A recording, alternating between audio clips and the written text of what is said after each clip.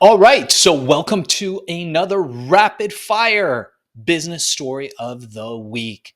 This is part of our rapid fire series, and today we have an incredible guest with us, someone who's achieved extraordinary success and is here to share their unique business journey with you. We're excited to hear their insights, so let's welcome them to the show. All right, so as this is our rapid fire series, we've got 1 minute or less to answer each question. So, in a minute or less, give us the elevator pitch to your story and your life. Go. Thank you very much. I appreciate being a guest on the show. Let me introduce myself, Gabrielle Hailmann. I'm a marketer, entrepreneur, author, and podcaster. I started my journey first with my degree in hand in marketing, and I launched it trying to search out where marketing was during a very tough recession, and I landed on direct marketing. Direct marketing is the fundamentals of what digital marketing is today, and that is sending the right message to the right person at the right time with the right opportunity and through the right channel. And so with that, building that out, I had worked for the top brands in Canada. And then in 2010, I was nominated as one of the top 10 women in direct marketing in Canada, which was truly an honor because I was amongst a circle of great women.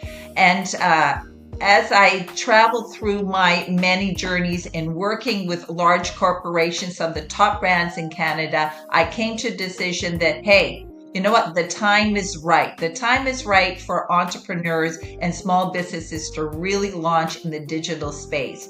Internet is fast, high speed across multiple devices. Data is cheap. Everything is in the cloud. You don't need bricks and mortars in order to thrive in this industry, and you can compete among the big brands in niche markets. And this is what I did. And this is how I've helped over 100 small businesses be able to succeed by taking on the marketing technology tools, marketing automation, using creativity, logic, predictive modeling for them to be able to grow. So I'm very proud of all the achievements and all the great clients that I have worked with, and I branched out to now a podcast called Jump Into to help entrepreneurial women, and that has really touched my heart because being an entrepreneur has transformed me personally and professionally, and this is something that I want other women to have the opportunity of doing as well. And the podcast covers women's stories and inspirations. We also launched a book, which is called Jump Into It Breakthrough Marketing Guide, Fast Wins and Lasting Success.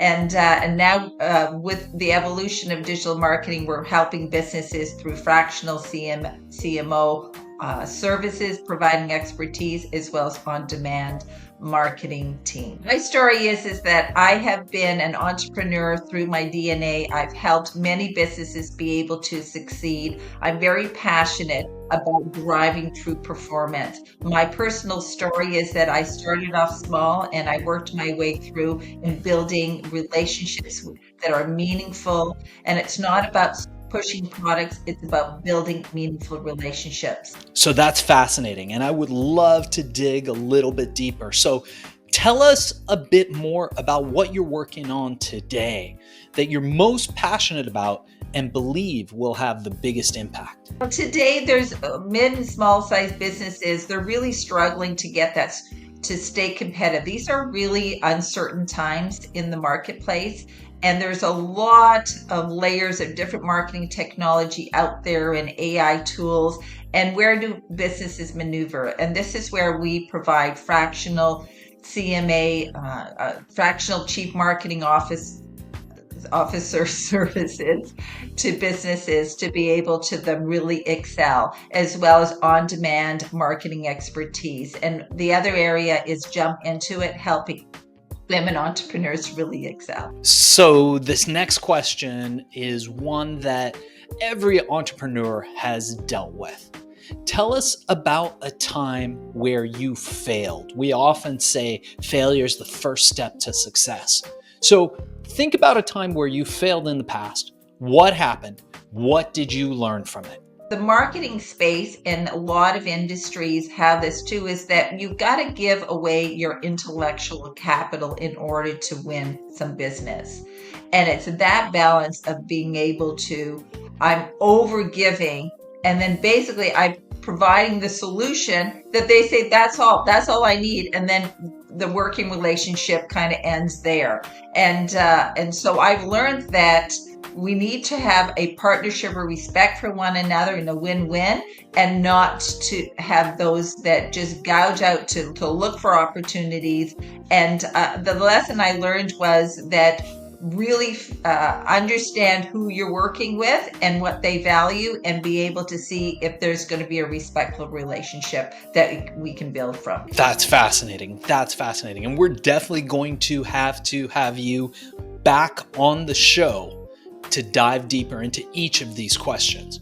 But for now, one thing that I often say is, and I tell this to my employees and the people who work with me and for me all the time, is that when a tree falls in the forest, if nobody hears it, did that tree actually fall? This brings me to this next question. How do you make sure that all of these amazing projects that you're involved in get noticed? What marketing and advertising methods have worked best for you? You've got a minute. Let's go. Well, in marketing, it's building thought leadership around being able to package your content in a way that's engaging to your audience across the different platforms based on where your audience is. So with our Jump Into It podcast, we distributed among iHeartRadio, Spotify, radio, to name a few. So the best thing that I have found works is if for our clients is programmatic advertising, Google Ads, if they have a certain product where it's at the bottom of the sales funnel, and they're building some opportunities around that. So it's really a long story short is that it's really being there where your audience is and where they're seeking to get those answers. And one of our clients is that's what we do, is that we look at events that are happening that are going to cause a need,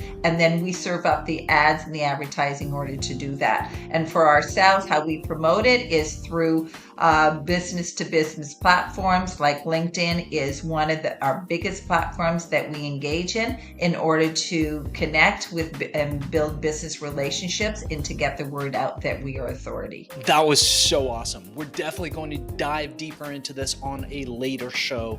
And as we approach our last question, before we ask people how people can get a hold of you, how people can reach you, learn more about the work that you're doing in your company, and we will include all that information in the show notes.